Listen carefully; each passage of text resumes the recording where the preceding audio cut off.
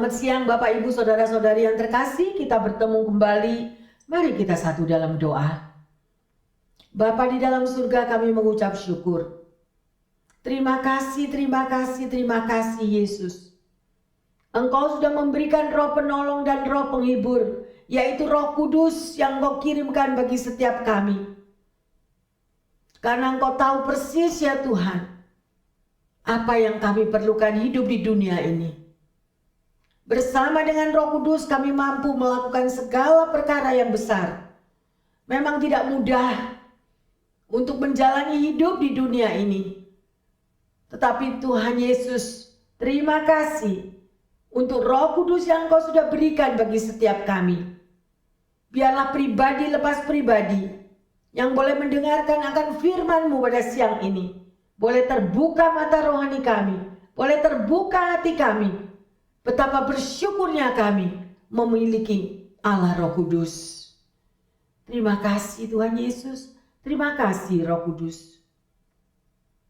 Biarlah firman yang akan Kau bagikan di tengah kami menjadi berkat dan kekuatan bagi setiap kami. Di dalam nama Tuhan Yesus yang percaya dan rindu akan pengurapan Roh Kudus, semuanya mengatakan amin, amin, amin. Haleluya. Yang terkasih, mari kita mau menyiapkan hati kita sungguh-sungguh. Hanya di dalam waktu yang singkat, kita mau dengar apa yang Tuhan Yesus sampaikan untuk kita semuanya. Ya, dan firman ini boleh menjadi berkat dan kekuatan serta penghiburan bagi kita semuanya. Pertanyaan saya, banyak daripada kita anak-anak Tuhan ini yang sering jalan-jalan ke pantai, yang jalan-jalan di beach, ya, dan pasti banyak yang melihat kapal-kapal layar yang ada di lautan lepas itu. Ada amin? Ya, sedemikian rupa kapal layar. Kalau saudara lihat betapa indahnya. Mungkin juga jemaat yang ada di sini pernah naik kapal layar bersama Pastor Roland. Ya, kita bisa melihat bagaimana layar daripada kapal itu boleh dengan indah, ya, karena angin yang memacu dari layar itu, sehingga kapal ini atau sailboat ini boleh berjalan, ya. Adakah orang yang punya sailboat cuma buat pajangan? Jadi cuma ditaruh di tepi pantai atau di tepi laut, jadi buat cuma lihat-lihatan, tapi kapalnya nggak jalan, ya. Mungkin Anda juga ada pertanyaan, bisakah kalau Anda ada di dalam kapal layar itu, Anda berada di dalam sailboat itu, Anda mendayung supaya kapal layar itu berjalan hanya dengan tangan kita? Jadi tangan kita taruh di sebelahnya kapal itu, terus kita mendayung pakai tangan kita supaya kapalnya jalan. Ya, jadi dengan air gitu, tangan kita menyentuh air, terus kita dayung dengan tangan kita. Apakah dengan demikian kapal kita itu bisa berjalan kalau kita mau pergi ke Hawaii misalnya? Bisa maju kapalnya? Pasti tidak. Jadi apa yang membuat kapal layar ini bisa berjalan? Ya, apa yang membuat sailboat Anda itu tadi bisa maju berjalan? Pasti ada apa? Angin. Angin itulah yang mendorong kapal layar ini sehingga kapal ini boleh berjalan sedemikian, ya. Jadi, karena dengan adanya kuasa angin yang mampu menggerakkan kapal layar tersebut, ya. Demikian juga kehidupan anak-anak Tuhan yang harus kita sadari, ya. Anda dan saya memiliki Roh Kudus, ya. Tetapi kalau kita tidak mengandalkan Roh Kudus, kita tidak melibatkan Roh Kudus di dalam hidupmu dan hidupku, maka kehidupan kekristenan kita itu jadi bonsai, jadi stuck. tubuh kita memang anak Tuhan, diri kita mengaku bahwa aku adalah orang yang sudah dibaptis, tapi kita tidak bisa berbuat apa-apa. Stuck. Berapa banyak itu yang terjadi? Ya, makanya banyak anak-anak Tuhan yang tidak mengerti, seperti yang dikatakan di dalam Hosea 4 ayat 6, umatku binasa karena tidak mengenal aku. Karena tidak mengerti firman Tuhan itu cuma dicomot sedikit sebelah kiri, dicomot sedikit sebelah kanan. Oh iya, Tuhan Yesus maha pengasih, maha penyayang, Tuhan Yesus panjang sabar, Tuhan Yesus tidak pernah marah, yang bilang siapa? Minggu yang lalu kita sudah membahas bagaimana Yesus marah juga di bait Allah. Dan kata-kata Yesus juga kata-kata yang keras. Ya. Memang Yesus panjang sabar. Memang Yesus mencari orang-orang yang berdosa. Tujuannya apa? Untuk diselamatkan. Tetapi kadang kita ini loh, umatnya ini loh, yang diselamatkan ini yang enggak mau. Ya. Bukan Roh Kudus yang tidak ada pada kita, bukan Tuhan yang meninggalkan kita, tapi kita yang meninggalkan Dia. Betul tak betul? Haleluya yang terkasih. Ya. Jadi, tanpa Roh Kudus di dalam hidup Anda dan saya, maka hidup kita tidak ada pewahyuan. Firman Tuhan mengatakan apa? Yuk balik lagi. Aku akan memberitahukan rahasia-rahasiaku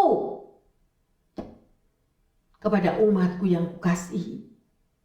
Lah kalau baca firman Tuhan yang tidak tahu, Alkitab cuma dikebusin, kalau waktunya berangkat ke gereja pun juga kadang sulit.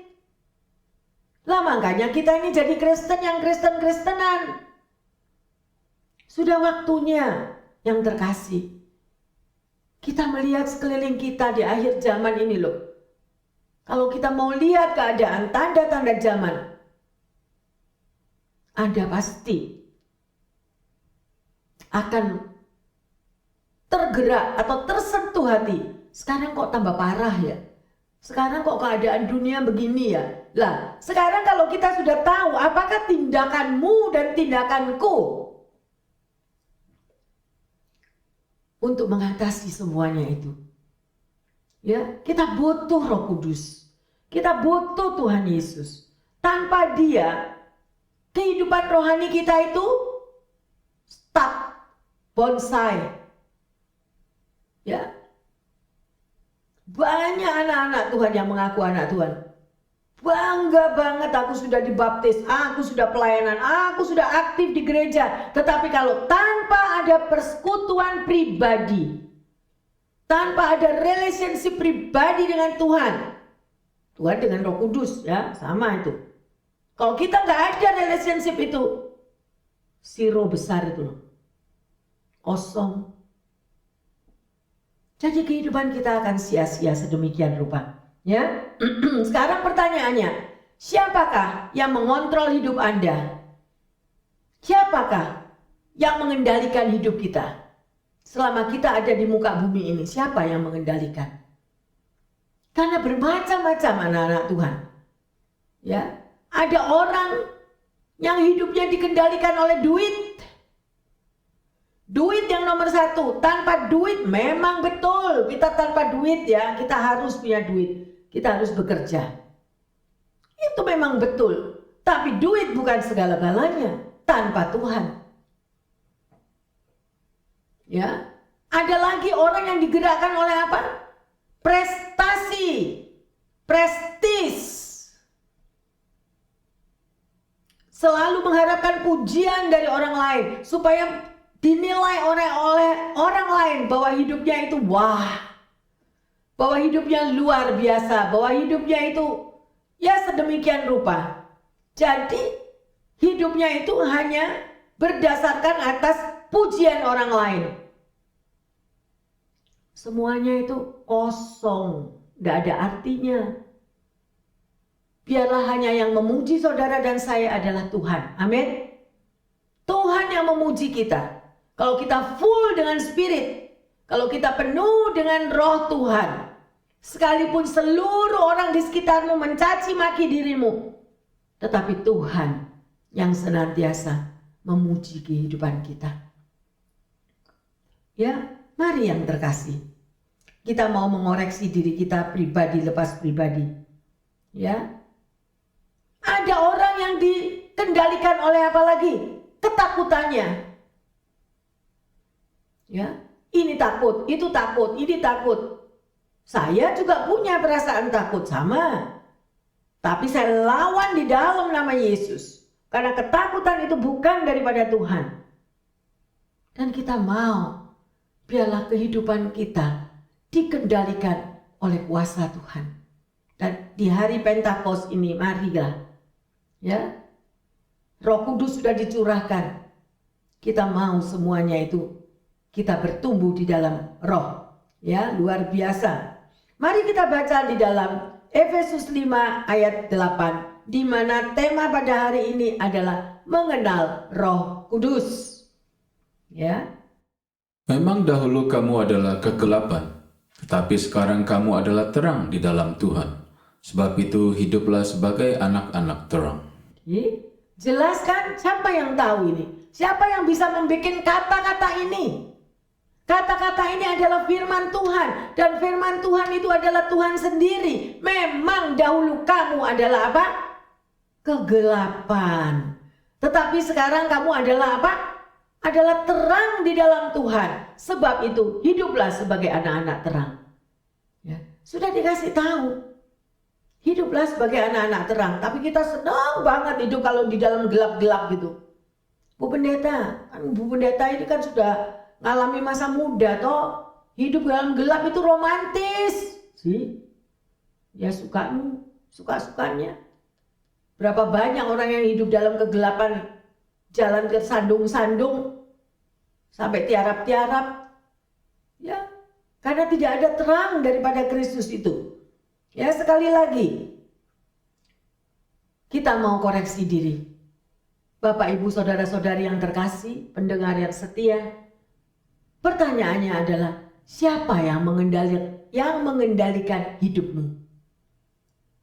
Siapakah yang mengendalikan diri kita? Ya. Di dalam Amsal 16 ayat 9 di situ dikatakan, hati manusia itu memikir-mikirkan jalannya, tetapi Tuhan yang menentukan arah langkahnya. Saudara boleh punya dream, saudara boleh punya mimpi-mimpi indah. Mungkin Anda memikirkan pada saat ini, Bu Pendeta, saya kepingin mau keliling dunia. Saya mau jalan-jalan keliling dunia. It's good, why not? Ya, bawa di dalam doa kepada Tuhan. Ya, sedemikian rupa. Kerinduan boleh ada, ya. Tetapi mari kita mau libatkan Tuhan, hati-hati. Libatkan Tuhan di dalam segala keputusan, amin. Jangan kita ini jadi Tuhan sendiri, memutuskan diri kita sendiri. Ya, kadang-kadang keputusan kita itu salah. Ya, sedemikian rupa. Ini ada cerita seorang teman, dia yang lagi jalan-jalan ke New York. Ya, dan dia di New York itu karena dia bukan tinggal di New York. Jadi kalau mau jalan-jalan mereka sewa taksi. Lah, mereka dengan naik taksi ini, sopir taksinya itu koboi. Nah, saudara bisa bayangkan. Jadi si sopir taksi mau tunjukkan kepada orang yang duduk di belakangnya bahwa dia adalah seorang yang hebat di dalam mengendarai mobil. Jadi jalannya ngebut kiri, ngebut kanan, seleot kiri, seleot kanan. Lah seorang yang duduk di belakangnya gemeteran terus. Cepet-cepet dan cepat sudah sampai, udah turun sedemikian. Nah, disinilah kita bisa membayangkan bagaimana kalau hidup saudara dan saya dikendalikan oleh orang lain. Betul apa betul? Nah, ada kadang-kadang memang kita terpaksa. Bukan sopir taksi semua koboi, ya. Enggak, sopir taksi ada yang baik juga, ya. Jadi pada waktu sopir ini drive, ya, membelok secara tiba-tiba, ya, jalannya benar-benar sedemikian kencangnya, suka mengerem secara mendadak, lah sedemikian rupa. Jadi orang yang naik taksinya itu pada ketakutan, ya. Jadi di dalam frustasi dan ketakutannya dia sadar, iya, hidup di dunia banyak hal-hal yang mengendalikan, ya. siapapun orangnya yang mengendalikan sedemikian rupa. Ya, jadi hidup kita itu banyak bergantung dengan apa yang ada di sekeliling kita. Dan itu adalah kecenderungan manusia untuk selalu mengendalikan segala sesuatu. Kita sendiri nih loh, mau take control. Ya, kalau kita mau take control yang baik, yang positif masih tidak apa-apa. Tapi kadang-kadang kita ini take control atau mau mengendalikan sesuatu yang tidak baik, yang negatif sedemikian rupa. Ya, sebagai pengikut Kristus, kita perlu menyerahkan diri kita, kehidupan kita di dalam tangan Tuhan. Ya, karena Dia yang mengendalikan hidup saudara dan saya. Ada amin? Ya, jadi rasa takut apapun kita balikin lagi kepada Tuhan. Tuhan, aku tidak tahu.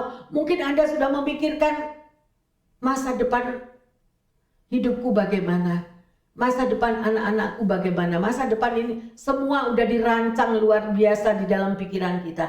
Tetapi mari kita mau melibatkan Tuhan dan memberikan semuanya itu kepada Tuhan yang mengendalikan hidup Anda dan saya. Nah, itu yang harus tahu. Ya, bukan orang lain, bukan bos Anda yang mengendalikan, ya. Tidak ada, ya, bukan anak kita yang mengendalikan, ya, di dalam kehidupan kita, tetapi biarlah Tuhan yang ambil alih, yang mengendalikan setiap kehidupan kita, ya. Memang kita harus punya planning di dalam hidup, ya, karena kita mau bertanggung jawab supaya hidup kita itu tidak salah jalan. Bagus itu. Tetapi ayo libatkan Tuhan di dalam planningnya Anda, dalam rancangan-rancangan Anda, ya, supaya Tuhan yang mengambil alih, Tuhan yang bekerja. Dan percayalah, masa depan Anda dan saya akan terjamin di dalam tangan Tuhan, bukan di dalam tangan manusia, karena Dia adalah Allah yang Maha Tahu. Ada amin? Haleluya. Banyak sekali pendidikan yang salah. Pendidikan orang tua kepada anak-anaknya. Kalau orang tua itu otoriter, ya, sedemikian rupa sehingga anaknya juga akhirnya menjadi korban. Ya, seorang bos, seorang manajer atau seorang guru terhadap muridnya, makanya menghasilkan daripada murid-murid, menghasilkan daripada semua yang bekerja itu menjadi orang yang pemberontak. Why? Karena hidupnya selalu ditekan. Karena perilaku dari yang otoriter tadi. Ya, mari yang terkasih, kita mau balik dan belajar dari firman Tuhan. Contoh misalnya, ya, saya punya teman tetangga. Itu bapaknya kalau ngatur anaknya untuk makan, selalu dikatakan makan sayur. Ayo nak, makan sayur. Kenapa anaknya dididik untuk selalu makan sayur, melibatkan sayur? Why? Karena itu sehat. Betul nggak betul? Sayur itu adalah sehat. Ya, sedemikian rupa. Terus lagi, ada bapak yang saya dengar sendiri. Jangan pegang kabel listrik. Loh, anak kecil ini. Jangan main sama kabel listrik. Why? Karena si bapak ini tahu itu adalah sesuatu yang baik buat anak-anaknya. Betul nggak betul? Kalau sampai anaknya kesetrum gimana? Luar biasa. Ya, saya punya teman dari kecil. Pada waktu dia menceritakan kisahnya, anaknya itu pegang kabel listrik. Pada waktu dia pegang kabel listrik itu kesetrum tapi di depan mamanya. Mamanya melihat tubuh anaknya ini udah kejat-kejat itu apa itu? Ya, sedemikian rupa sampai mamanya itu ambil sapu, gagangnya sapu itu sapu, ya, dia putuskan, dia pukul itu yang namanya kabelnya listrik itu sampai lepas dari tangan anaknya. Lah, sedemikian rupa. Demikian juga pendidikan Tuhan bagi Anda dan saya. Kalau Tuhan itu mendidik kita, Tuhan menegur kita pasti untuk kebaikan. Kalau bapak ini tadi menegur anaknya, jangan main listrik, pasti untuk keselamatan anaknya. Ya, sedemikian rupa. Tapi banyak sekali anak-anak Tuhan, kalau ditegur oleh firman Tuhan, mereka marah. Mereka nggak terima. Ya, seolah-olah sudah nggak ada artinya. siapa yang memberikan nafas hidup ini udah gak ada artinya di dalam hidupnya. Mari kita mau belajar secara jelas ya, bahwa yang pegang kendali sekali lagi dalam hidup Anda dan saya adalah Tuhan. Ya, belum lagi kalau bapaknya bilang, ayo nak bacalah Alkitab. Apa jawab mereka? Oh, gak ngerti itu Alkitab itu buku tua, Alkitab itu buku kuno, saya gak ngerti, gak mau pegang aja. Sekarang ayo koreksi diri yang terkasih. Kalau kita mau supaya anak kita itu baca firman Tuhan, koreksi diri sendiri dulu. Apakah kita yang sebagai ortu ini juga mempunyai waktu untuk baca firman Tuhan, duduk bercakap-cakap dengan Tuhan, mempunyai waktu saat teduh bersama Tuhan. Kalau orang tuanya sendiri tidak melakukan hal itu, jangan nuntut anaknya. Semuanya itu adalah contoh, sampel yang kita berikan kepada anak-anak kita. Ada amin? Haleluya. Ya, ada beberapa hal yang kita pelajari. Prinsip yang pertama sebagai kita anak Tuhan, kita harus memiliki kerinduan untuk mau mengenal Tuhan, untuk mau membaca firman Tuhan. Harus rindu dulu. Ya. Siapa yang pernah punya pacar itu pasti pernah memikirkan gimana sih kalau orang kangen itu? Gimana kalau orang itu rindu? Nah itu loh. Lah kalau kita nggak pernah rindu ketemu Tuhan, pasti juga nggak bakal rindu untuk mau membaca firman-Nya. Padahal ini adalah surat cinta firman Tuhan itu. Isi segala macam pergumulan hidup, jawabannya ada di dalam Alkitab. Ya, sekali lagi saya katakan, sebagai anak Tuhan, ya, milikilah kerinduan bersekutu dengan Tuhan Yesus dan membaca firman-Nya. Amin. Yang kedua, kita harus menyerahkan seluruh beban pergumulan kita kepada Tuhan. Surrender all. Gak bisa kita mau menyerah cuma 75% atau 90%. Udah Bu Pendeta, saya sudah serahkan kepada Tuhan, udah. Buktinya itu akan terjadi, akan terlihat. Sedemikian rupa. Adakah kita penyerahan diri kepada Tuhan? Kalau orang menyerah total, dia mau ditegur. Dia bisa menerima. Karena itu adalah Tuhan sendiri yang berbicara. Amin. Yang ketiga, kita harus memiliki iman. Nah, ya kalau kita tidak memiliki iman, kita tidak memiliki kepercayaan kepada Tuhan, memang sangat sulit. Ya, dan banyak sekali anak-anak Tuhan yang selalu mengandalkan kekuatannya sendiri. Aku bisa, Bu Pendeta, aku masih mampu, aku masih bisa bekerja, aku masih bisa melakukan ini itu. Ya, tapi Tuhan mau kita surrender, melibatkan Tuhan di dalam segala perkara kita.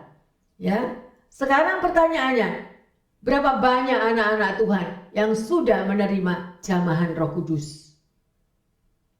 Ya, pasti ada sesuatu yang berbeda kalau kita itu sudah terjamah oleh Roh Kudus. Ya, nggak ada itu orang yang sudah dijamah Roh Kudus itu untung-untungan. Oh, Bu Pendeta dia bisa bahasa roh kan karena dia beruntung. Nggak ada. Nggak ada untung-untungan. Kuncinya itu cuma satu. Kalau Anda mau melekat kuat, memiliki hubungan intim, memiliki hubungan pribadi dengan Tuhan, disiplin. Saudara pergi ke dokter, sakit, dikasih antibiotik. Every day. Kamu harus minum obat ini setiap hari. Ya. Kalau Anda minumnya hari ini ingat, besok lupa. 3 hari sekali baru minum obatnya, lah kapan sembuhnya? Demikian juga hubungan pribadi kita dengan Tuhan. Dia selalu menunggu Anda dan saya setiap hari, setiap waktu. Panggil dia, sebut namanya, agungkan dia, muliakan dia. Anda akan lihat sesuatu yang dahsyat akan terjadi dalam hidupmu. Praktek. Harus mengalami. Seorang anak Tuhan yang tidak mengalami tidak pernah akan bisa menyaksikan bagaimana Tuhan bekerja di dalam hidupnya. Harus mengalami semuanya. Amin. Ya. Mari kita baca di dalam 1 Korintus 6 ayat 19 dan 20. Atau tidak tahukah kamu bahwa tubuhmu adalah bait Roh Kudus yang diam di dalam kamu, Roh Kudus yang kamu peroleh dari Allah, dan bahwa kamu bukan milik kamu sendiri? Sebab kamu telah dibeli dan harganya telah lunas dibayar. Karena itu muliakanlah Allah dengan tubuhmu.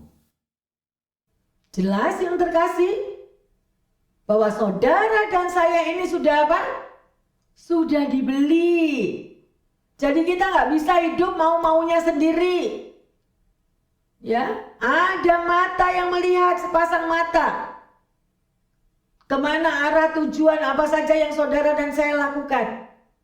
Ya, kalau Anda mengenal firman Tuhan, maka Anda tahu rambu-rambu di dalam perjalanan hidupmu sebagai anak Tuhan. Makanya banyak orang salah jalan karena tidak tahu apa yang tertulis di dalam surat cintanya Tuhan. Ya. Mari kita baca di dalam Korintus 3 ayat 1 dan 2. Dan aku saudara-saudara, pada waktu itu tidak dapat berbicara dengan kamu seperti dengan manusia rohani, tetapi hanya dengan manusia duniawi yang belum dewasa dalam Kristus. Susulah yang kuberikan kepadamu, bukanlah makanan keras, sebab kamu belum dapat menerimanya, dan sekarang pun kamu belum dapat menerimanya. Haleluya, lihat ini, pegang ini loh pada ayat yang kedua. Susulah yang kuberikan kepadamu, bukanlah makanan keras. Makanya ada orang Kristen yang 60 tahun sudah dibaptis, hidupnya ya sama, gak pernah berubah. Mau marah ya marah terus, yang mau jadi diktator ya diktator terus. Tidak ada buah-buah roh. Kenapa? Karena yang di sini yang dikatakan adalah manusia rohani. Ya. Jadi kita itu adalah anak Tuhan yang benar kalau manusia rohani kita itu diberi makan terus. Ya, ada spirit Tuhan, bukan spirit dunia, karena kita tahu semua firman mengatakan, ya, jangan mengadakan apa? Persahabatan dengan dunia. Kalau kita bersahabat dengan dunia, permusuhan dengan Allah. Memang jadi sahabatnya dunia tuh enak, glamur, nikmat, dipuji-puji orang, disanjung orang. Nah itu loh manusia daging. Tapi yang sedemikian rupa itu menjadi permusuhan dengan Allah. Ya, sampai dikatakan sekalipun 60 tahun sudah dibaptis. Lihat ayat kedua tadi. Sebab kamu belum dapat menerima apa yang firman katakan ya. Dan sekarang pun kamu belum dapat menerimanya. Bagaimana saudara yang sudah 60 tahun dibaptis, 50 tahun dibaptis, kita bisa melihat dan menerima kuasa Roh Kudus? Kuncinya adalah satu. Memiliki hubungan pribadi dengan Tuhan. Jangan pada waktu setelah dibaptis, waduh berapi-api luar biasa. Ya. Seperti semuanya itu terlihat berbeda. Ya. Karena di dalam dirinya itu ada api Roh Kudus, tetapi sayangnya kita tidak pelihara. Akhirnya api tadi surut dan akhirnya mati. Maka kehidupannya menjadi kering kerontang. Kuncinya di situ. Kenapa ada masalah demi masalah terjadi? Kenapa orang itu akhirnya menjadi malas atau kering atau gersang? Yaitu kuncinya. Karena tidak pernah menjaga hubungan pribadinya dengan Tuhan. Ya, sedemikian rupa. Mari kita belajar terlebih dahulu. Apa yang dimaksud dengan manusia jasmani dan apa yang dimaksud dengan manusia roh, manusia rohani. Ya, Alkitab itu memberitahu bahwa manusia terdiri dari 3 bagian. Bapak, ibu, saudara-saudari yang terkasih, ya, jelas dikatakan di sini. Ya. Manusia terdiri dari 3 bagian, yaitu tubuh, jiwa, dan roh. Ya, manusia itu adalah makhluk rohani. Ya, sedemikian. Yang memiliki jiwa dan tinggal sementara di dalam tubuh selama kita hidup di dunia. Pada waktu kita hidup di dunia itu manusianya itu, ya, kita ini manusia daging itu ada, ya. Tetapi manusia roh itu juga ada di dalam diri kita setelah kita menerima Tuhan sebagai juru selamat. Dan dia akan tinggal tetap di dalam diri kita. Dan sebagai anak Tuhan, saudara dan saya harus merawat manusia rohani tadi. Harus diberi makan terus manusia rohaninya. Melalui apa? Pujian, penyembahan, berdoa, ya, disitulah, ya. Oleh karena itu penting sekali bagi kita untuk mengupgrade manusia rohani kita. Tiap hari kita harus manusia rohani diberi makan, ya. Sekali lagi pertanyaannya, siapa yang memegang kendali di dalam hidup Anda dan saya? Manusia daging atau manusia rohani? Ya, ini ada sebuah kesaksian. Ada seorang yang bernama Walt Kelly Pogo mengatakan, ya, Walt Kelly ini mengatakan, musuh kita itu adalah diri kita sendiri. Sebetulnya, ya, seorang teman pergi ke kebun binatang di New York. Ya, ada suatu tempat bertuliskan binatang yang paling berbahaya di dunia, dan di situ ada kaca, ya. Dan pada waktu orang tersebut melihat kaca itu, ya, muncullah tulisan yang berkata, inilah binatang yang paling berbahaya di dunia. Anda mengerti? Ya, tadi kan Bapak ini, Walt Kelly, mengatakan musuh kita itu yang paling besar ya diri kita sendiri.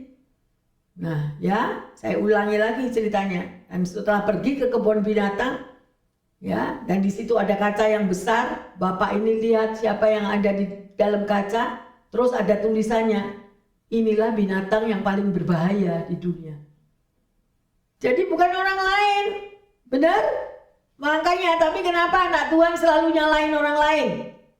Ya, orang lain boleh apa saja kritik atau apa saja mencaci maki kita, atau kalau kita bisa handle, kalau kita bisa self control, ya, kalau kita nggak menang-menangan, kita bisa menguasai manusia daging kita. Amin.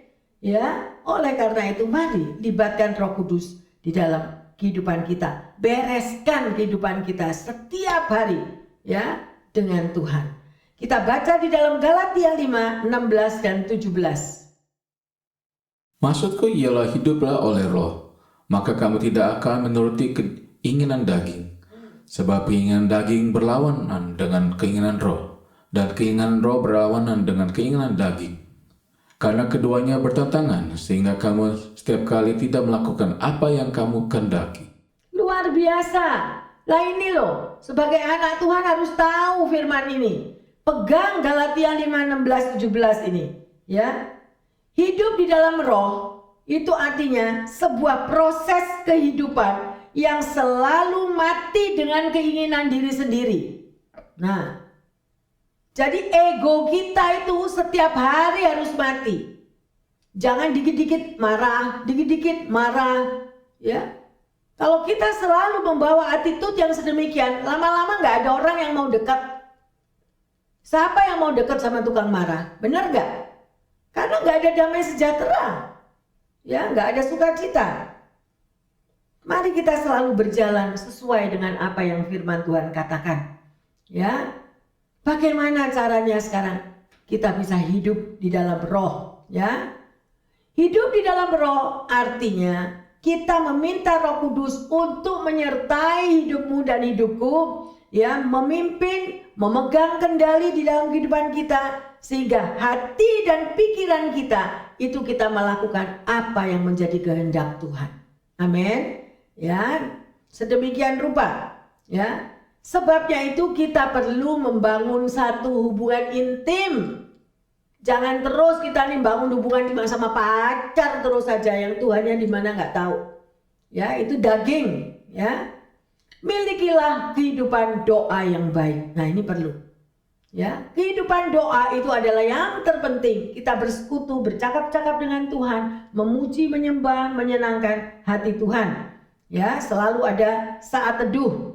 Dan libatkan Tuhan di dalam segala aktivitas yang saudara dan saya lakukan setiap hari. Maka Anda akan merasakan kemerdekaan.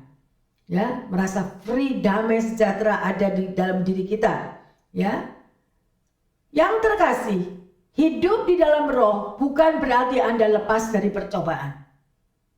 Sekalipun Anda sudah hidup di dalam terus manusia rohani kita dipupuk, dibina, ya, bertumbuh terus manusia rohani setiap hari, ya, berdoa, muji, nyembah, tapi bukan berarti kita lepas dari pencobaan, ya, ingat itu.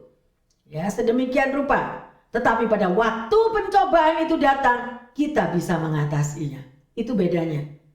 Dan kalau ada orang yang sedemikian rupa kita sampai lost control, perlu ditanya, bagaimana kehidupan pribadinya dengan Tuhan? Ya, sedemikian rupa. Memang kita gak sempurna. Memang kekristenan itu adalah proses. Tapi marilah yang terkasih, bukalah hatimu untuk menerima Roh Kudus yang memimpin, yang pegang kendali di dalam hidup Anda dan saya.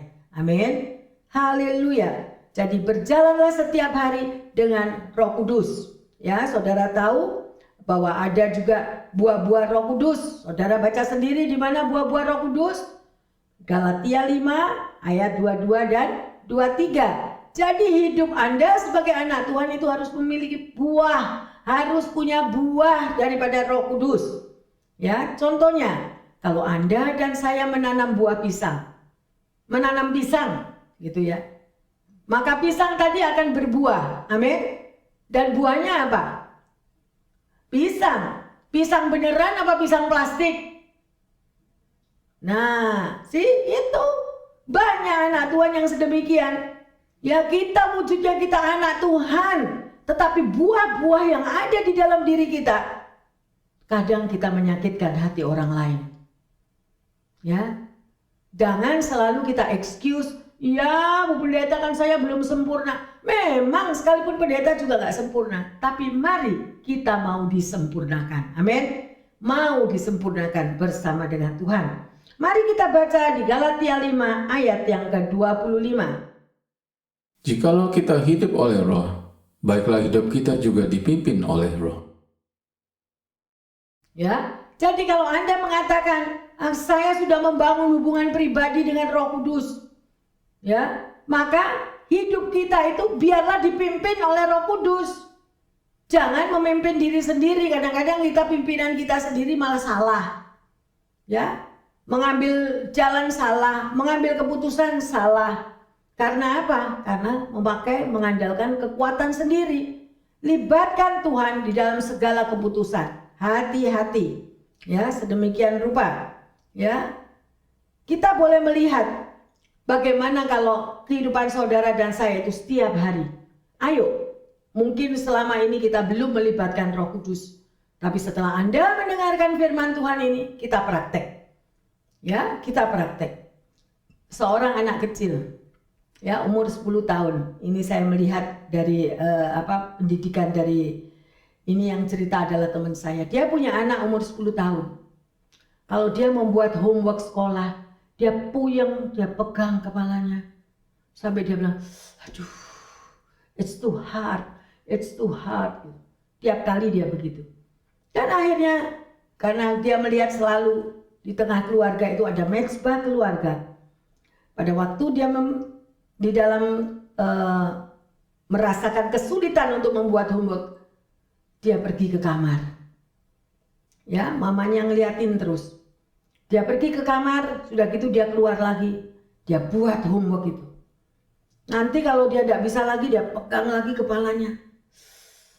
It's difficult. It's sulit, dia bilang, sangat sulit. Kemudian dia pergi lagi ke kamar. Terus keluar lagi. Terus dia buat lagi. Terus mamanya nanya, apa yang kamu kerjakan tadi? Lah kalau mamanya mikir, kalau kamu membuat homework, kamu tinggali terus, gak selesai-selesai. Tapi jawab anak ini, dia berkata, I'm pray mama. Luar biasa. Dia berdoa. Jadi kalau dia tidak bisa, dia masuk ke kamar, dia berdoa, kemudian dia keluar, dia tahu jawabannya. Dan itu apa? Menjadi satu kesaksian. Why? Karena mengalami. Ya, itu anak kecil loh, umur 10. Lah gimana kita pendengar yang setia Bapak Ibu? Happy Papa, happy Mama. Ya, kita harus melibatkan Tuhan. Jadi kalau enggak di dalam pekerjaan juga aduh stres atau gimana berat, stop sejenak. Berdoa. Minta kekuatan daripada Tuhan. Ya, luar biasa, ya. Ada satu cerita juga, satu kesaksian. Ini kesaksian dari anak kecil. Ini kesaksian seorang ibu. Ya, ibu ini satu hari dia anak Tuhan yang selalu bersekutu dengan Tuhan. Satu hari dia tidak ada hujan, tidak ada angin, dia bangun tidur, mukanya sebelah ini creepy. Dia kaget, mulutnya tidak bisa digerakkan, matanya turun ke bawah, pipinya turun ke bawah, bibirnya juga. Sedemikian rupa, sampai suaminya kaget melihat hal-hal yang sedemikian rupa. Apa yang terjadi? Ya, kalau orang yang mengalami hal yang seperti ini, dapatkah dia memuji Tuhan? Mungkin sudah panik, betul? Dia sudah panik, dia sudah marah. Ya, apalagi dia adalah seorang ibu pendoa di gereja. Loh, dia mengalami hal itu. Jadi dia bisa kecewa. Tetapi apa yang ibu ini terima? Dia mengucap syukur, dia tetap bersuka cita. Ya, walaupun sebelah wajahnya itu sudah sedemikian rupa, tapi dia terus menyanyi, dia bilang semua baik, semua baik, semua baik walaupun dengan kesulitan, dan dia berdoa. Dan dalam waktu 1 minggu ini pulih kembali. Ya, ayo yang terkasih, Bapak Ibu pendengar akan firman Tuhan ini, libatkanlah Tuhan. Ada kuasa di dalam doamu, ada kuasa di dalam pengucapan syukurmu, ada jawaban doa kalau kita selalu memiliki hubungan pribadi dengan Tuhan Yesus. Ada amin? Haleluya. Ya, sedemikian rupa. Ya, Anda tahu, pasti pendengar yang ada di sini, Anda maybe memiliki motor atau mobil. Ya, apakah motor atau mobil itu tadi bisa jalan kalau tidak ada apa? Gak ada mesinnya. Bisa jalan? Gak bisa. Sekalipun sepeda motor saudara gak akan jalan. Mobil lagi, kalau tidak ada mesinnya ya cuma mobil tapi gak bisa jalan. Demikian juga daripada anak-anak Tuhan. Kalau kita mengaku sebagai anak Tuhan, tetapi kita tidak memiliki hubungan pribadi dengan Tuhan dan Roh Kudus, ya, yang terkasih, maka kita ini kosong. Kosong. Jalan ya jalan, kayak robot bisa. Ya, semuanya kelihatan hebat, kelihatan wah, kelihatan glamor, tetapi empty, tapi kosong. Sedemikian rupa lah apa gunanya? Di akhir zaman, kunci ada di dalam diri Anda dan saya. Bukan cuma akhir zaman, dari zaman dahulu kala, zaman Yesus. Ya, kalau Anda di dalam diri kita itu kosong, tidak ada hubungan pribadi dengan Tuhan dan Roh Kudus, maka kita itu apa yang kita lakukan semuanya itu adalah sia-sia. Ya, sedemikian rupa. Ya, kita sangat memerlukan campur tangan Tuhan, campur tangan Roh Kudus. Ya, saya percaya bagi pendengar yang setia yang di sini, ya, kalau Anda memiliki barang-barang elektronik, nah, ya, semua pasti tahu kalau kita disebut barang-barang elektronik, ya, sedemikian rupa. Tetapi kalau tidak ada energi listrik yang mengalir di dalamnya, apa bisa bekerja? Gak bisa. Ayo yang terkasih, kita mau sadar, kita mau memperbaiki diri kita, ya. Sehingga semuanya itu tidak bisa digunakan, ya. Hidup Anda dan saya adalah berkat anugerah daripada kasih Allah Bapa. Untuk kita juga boleh menjadi berkat bagi sesama kita, ya. Rasul Paulus juga memberitahukan akan hal itu kepada jemaat yang ada di rumah, ya. Mereka harus hidup selalu dipimpin oleh Roh Kudus, ya. Karena hanya Roh Kudus yang dapat melepaskan saudara dan saya daripada keinginan daging. Keinginan daging itu sudah gak, ya saudara, saya tidak mau menghakimi, Anda pasti tahu sendiri, ya. Anda boleh baca di dalam Roma 8 ayat 2, di situ mengatakan, ya, Roh yang memberi hidup telah memerdekakan kamu dalam Kristus dari hukum dosa dan hukum maut. Loh, Roh berarti Roh Kudus. Ya, sedemikian rupa. Kalau kita mengandalkan kekuatan kita sendiri, maka semuanya itu akan sia-sia, ya. Dan kita akan terjebak selalu hidup di dalam manusia lama kita, ya. Berbuat dosa, menyesali dosa, dan itu terus silih berganti, ya, menjadi satu siklus kehidupan, ya. Tetapi kita di dalam kehidupan yang selalu bersekutu dengan Tuhan, kita akan tahu apa yang harus kita perbuat. Mari kita lanjut di dalam Kisah 13 ayat yang ke-52. Dan murid-murid di Antiokhia penuh dengan sukacita dan dengan Roh Kudus. Ya, mengapa murid-murid di Antiokhia ini penuh dengan sukacita? Karena Roh Kudus ada di dalam hidup mereka. Karena mereka dilawat oleh Roh Kudus. Ya, jadi buah daripada Roh Kudus itu adalah hidup Anda, walaupun di dalam tantangan pergumulan tetap ada sukacita. Seperti ibu yang mengalami keripik sebelah wajahnya itu tadi. Amin. Haleluya. Tetap ada damai, tetap ada kasih Bapa. Ya. Kita juga akan melihat di dalam Efesus 5 ayat 20 dan 21.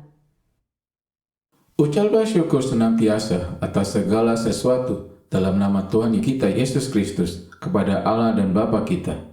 Dan rendahkanlah dirimu seorang kepada yang lain di dalam takut akan Kristus. Amin. Ya, jadi di dalam kitab Efesus 5 ini benar-benar semuanya itu tertulis dengan jelas.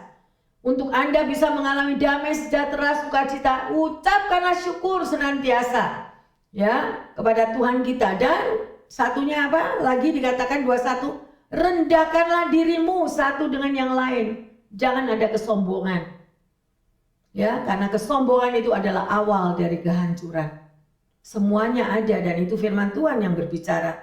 Bapak, Ibu, Saudara yang terkasih, saya mau katakan, di dalam kitab Efesus 5 itu sangat amat jelas. Ya, di situ tertulis surat cinta daripada Tuhan. Bagaimana hubungan suami istri. Bagaimana itu hubungan antara anak dan orang tua. Bagaimana itu hubungan di tengah keluarga. Ya, bagaimana hubungan dengan sesama. Karena banyak sekali sekarang ini zamannya komputer, zamannya internet semua. Banyak anak-anak muda yang tidak mau punya teman. Tidak ada pertemanan, mereka cuma puas hanya ditemani sama komputer. Tidak keluar-keluar dari kamar, hanya main game di kamar, komputer di kamar. Betul, ayo. Iya, terus mau apa? Tidak ada kehidupan sosialisasi lagi. Padahal firman Tuhan itu tertulis dengan jelas. Ayo, pendengar yang terkasih, baca Efesus 5 semua. Maka Anda akan tahu apa yang tertulis di situ. Ya. Jadi anak Tuhan harus memiliki hubungan relationship yang pertama dengan Tuhan. Ya. Kemudian yang kedua dengan sesama. Di tengah keluarga, di tengah pekerjaan, dan di tengah pertemanan. Itu sangat amat penting. Sudah ada rule-nya, sudah ada tertulis di situ. Ya. Billy Graham pernah menceritakan tentang suatu pertobatan yang dialami oleh Morrison, ya, namanya Mr. Morrison. Dia adalah pendiri dari Asbury Theology Seminary. Ya. Ia mengungkapkan bahwa pada satu hari Morrison ini pada waktu bekerja di tanah pertaniannya sedang membajak sawah. Tiba-tiba ia melihat seorang pendeta Metodis yang sudah tua lewat dengan kudanya. Morrison mengenal orang tua itu sebagai orang tua yang sangat ramah dan amat saleh. Ketika melihat orang tua tersebut berjalan di depannya pada hari itu, ia seperti disadarkan akan dosanya yang sangat besar dan ia sampai jatuh berlutut di antara pematang-pematang sawahnya. Ya, ia menyerahkan hidupnya kepada Tuhan dan ia mengatakan di dalam kisah nyatanya ini, ya, datang kepada Billy Graham dan berdoa dengan sungguh-sungguh. Dan dia katakan, "Ya Tuhanku, jadikanlah aku seperti orang kudus-Mu yang seperti itu." Ya, sedemikian rupa. Karena hidup daripada orang tua yang saleh tadi itu menjadi satu kesaksian yang hidup. Ya, dan orang coba melihat gitu aja, orang itu bisa tersentuh hatinya. Bagaimana perilaku daripada buah-buah yang dia hasilkan menjadi kesaksian bagi orang-orang di sekelilingnya, sehingga membawa orang lain itu bertobat. Ya, jadi apakah kita, saudara dan saya, mau menjadi pengikut Tuhan yang kudus, yang benar-benar bisa menjadi saksi buat orang lain yang melihatnya? Ya, kalau Anda mampu, ayo, mari praktekkanlah mulai dari sekarang. Ubahlah kehidupan kedagingan kita ya. Kekudusan yang sejati dan abadi itu berasal dari siapa yang dalam diri kita? Yaitu dari hubungan pribadi kita dengan Tuhan. Ada amin? Haleluya. Ya, sekalipun kita tidak melakukan apa-apa, orang lain yang akan melihat dirimu dan diriku. Ya. Sekalipun kita sampai pada usia yang tua, ya, sekalipun kita dalam keadaan sakit, dalam keadaan apapun, kita masih tetap bisa berbuah. Ayo, yang terkasih, di manakah buah-buah yang sudah saudara dan saya hasilkan? Ya, masing-masing. Mungkin saat ini ada pendengar yang lagi terbaring sakit.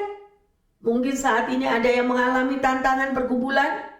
Ya, tapi saya percaya kalau Anda memiliki hubungan pribadi dengan Roh Kudus, pasti hidup kita akan menjadi kesaksian yang baik. Saudara bisa baca sendiri di dalam Yohanes 15 ayat 1 sampai 11. Ya.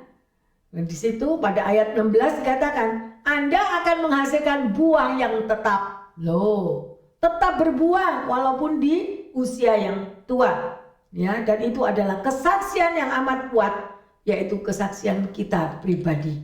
Ya, hidup kita pribadi. Ya. Jadi sekali lagi saya mau mengatakan, kehidupan anak-anak Tuhan itu begitu indah dan luar biasa kalau kita memiliki hubungan intim dengan Tuhan. Ada amin. Dan sebagai ayat emas, mari kita lihat di dalam Kisah 11 ayat yang ke-24. Karena Barnabas adalah orang baik, penuh dengan Roh Kudus dan iman, sejumlah orang dibawa kepada Tuhan. Amin. Kita bisa lihat di sini, Barnabas adalah orang yang baik, apa? Penuh dengan apa? Penuh dengan Roh Kudus dan iman. Maka dia mampu membawa sejumlah orang kepada Tuhan. Jadi menjadi satu kesaksian. Ya, Bapak Ibu yang terkasih, mari di dalam waktu yang luar biasa kita sudah belajar untuk mengenal Roh Kudus lebih dalam. Ya, Roh Kudus itu ada di dalam diri saudara dan saya. Ya, mari kita mau berserah total sepenuhnya. Ya, karena rencana Tuhan di dalam hidup saudara dan saya itu sangat indah. Ya, pertanyaannya, sudahkah Anda memberikan hidupmu dipimpin oleh Roh Kudus? Siapa yang sampai hari ini yang memimpin hidup saudara? Siapakah yang mengendalikan hidup Anda dan saya hingga hari ini? Itu yang pertama. Ya, dan bagaimana melakukannya? Yang kedua, mengapa kita perlu menyerahkan diri kita untuk dipimpin oleh Roh Kudus? Mengapa? Pernah nggak mikir? Mungkin selama ini jadi anak Tuhan, oh ya jadi anak Tuhan ya gitu-gitu aja. Tapi pernah nggak mikir bahwa kita perlu dipimpin oleh Roh Kudus di dalam hidup ini? Ya, oleh karena itu saya menghimbau, bangunlah hubungan yang intim dengan Allah. Ya, buka hati dan izinkan Roh Kudus menguasai seluruh hidupmu dan hidupku, dan menuntun setiap langkah kita di dalam kehidupan yang benar. Karena ada Roh Kudus, ya. Dan John Bevere berkata, keinginan duniawi yang berdosa itu akan dimatikan perlahan-lahan, ya, saat kita mau belajar hidup dipimpin oleh Roh Kudus. Jadi kalau kita memiliki keinginan daging, itu akan step by step akan merosot. Kenapa? Kalau kita mau dipimpin oleh Roh Kudus. Oleh karena itu, Bapak Ibu Saudara-saudari yang terkasih, pendengar yang setia, ya, berbahagialah kalau hidup Anda dan saya mau dipimpin oleh Roh Kudus. Dan kita harus mengenal lebih dalam siapakah Roh Kudus itu. Ada amin? Mari bersama-sama dengan kami yang ada di sini, kita mau menyembah Tuhan, memuji. Buka hatimu bersama Roh Kudus.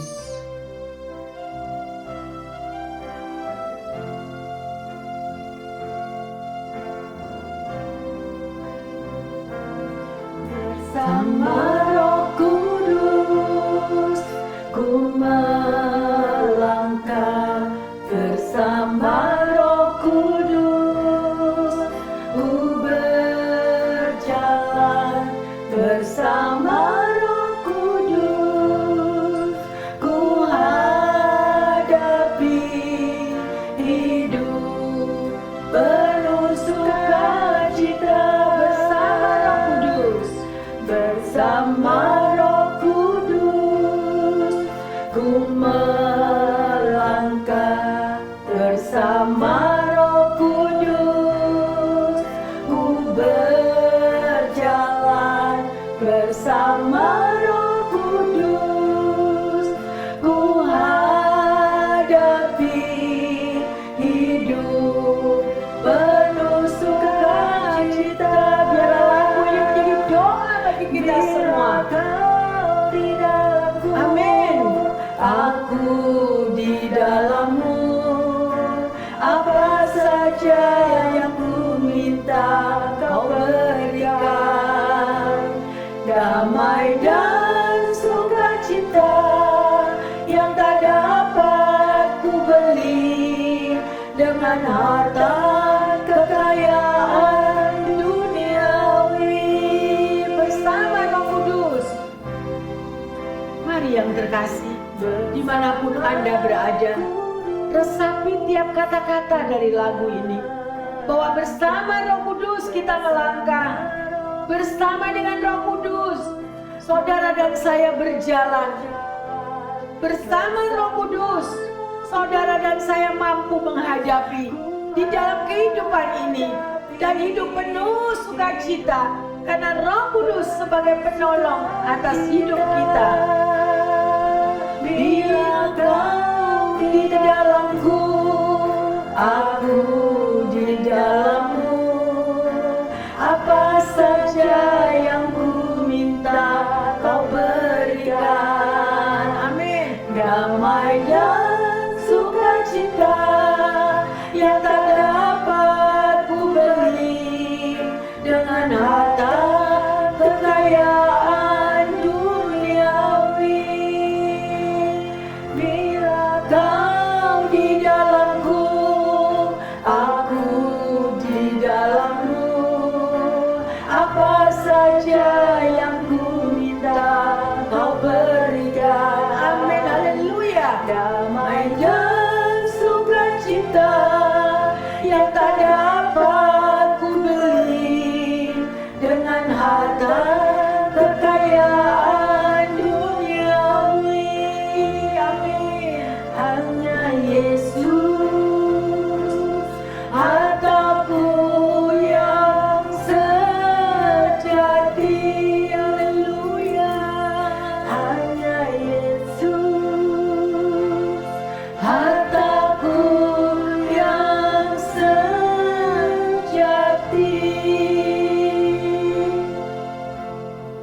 Terima kasih Bapa di dalam surga. Engkau sudah berfirman atas kami. Engkau bukakan mata rohani kami dengan jelas ya Tuhan, agar kami boleh lebih mengenal akan Roh Kudus, di mana Engkau yang memberikan Roh Kudus kepada setiap kami, kepada setiap pendengar dimanapun mereka berada. Biarlah firman yang ditabur ini boleh menjadi berkat dan kekuatan, sehingga kami tidak pantang menyerah Tuhan, terus maju berjalan bersama dengan Engkau. Kami mau memiliki hubungan pribadi dengan-Mu Bapa. Kami mau ya Roh Kudus. Sehingga hidup kami semakin dituntun dan dipimpin setiap hari. Kami boleh disegarkan, kami boleh dikuatkan. Kami boleh menjadi berbeda. Menjadi manusia yang baru di dalam Engkau. Terima kasih Bapa dalam surga. Terima kasih Roh Kudus. Hamba berdoa secara khusus bagi para pendengar yang setia. Apapun keberadaan mereka ya Tuhan, yang harus mereka hadapi di dalam perjuangan hidupnya. Mungkin ada yang sakit, mungkin ada yang letih lesu dan yang beban berat. Mungkin juga ada yang putus asa ya Bapa. Mari Roh Kudus, hamba percaya Engkau akan melawat mereka. Engkau akan datang di dalam kamarnya. Engkau akan menjamah tubuhnya. Dan Engkau akan alirkan kekuatan yang baru. Karena bagi Tuhan tidak ada yang mustahil. Terima kasih Roh Kudus. Bagi mereka yang mengalami kesulitan dalam ekonominya, finansialnya. Bapa, kami percaya Engkau tidak akan tinggalkan mereka. Setiap perkataan mereka di dalam doanya, Engkau mendengar ya Tuhan. Berikan kekuatan, berikan jalan keluar, kirimkan penolong-penolong ya Tuhan. Karena janji-Mu ya dan amin, bahwa kami tidak pernah berjalan sendiri. Terima kasih Bapa. Damai sukacita yang Kau berikan melebihi daripada apa yang kami pikirkan. Terima kasih Bapa. Kami bangga mempunyai Tuhan Yesus. Kami bangga memiliki Roh Kudus. Dan kami berterima kasih karena Engkau juga berikan malaikat-Mu untuk menjaga setiap anak-anak-Mu dimanapun mereka berada. Terima kasih Bapa. Kami merasakan penghiburan-Mu. Kekuatan yang baru boleh kami terima sehingga kami mengalami kesegaran di dalam tubuh jiwa roh kami. Untuk mengenal Roh Kudus yang luar biasa. Di dalam nama Tuhan Yesus Kristus, hamba berdoa dan mengucap syukur. Yang percaya dan sudah menerima pengurapan yang baru mengatakan amin, amin, amin. Bapak, Ibu, Saudara-saudari yang terkasih dimanapun Anda berada, percayalah bahwa Tuhan Yesus senantiasa menolong Anda, menghibur kita semuanya. Di dalam nama Tuhan Yesus kita sudah berdoa. Haleluya. Amin. Tuhan Yesus memberkati semuanya.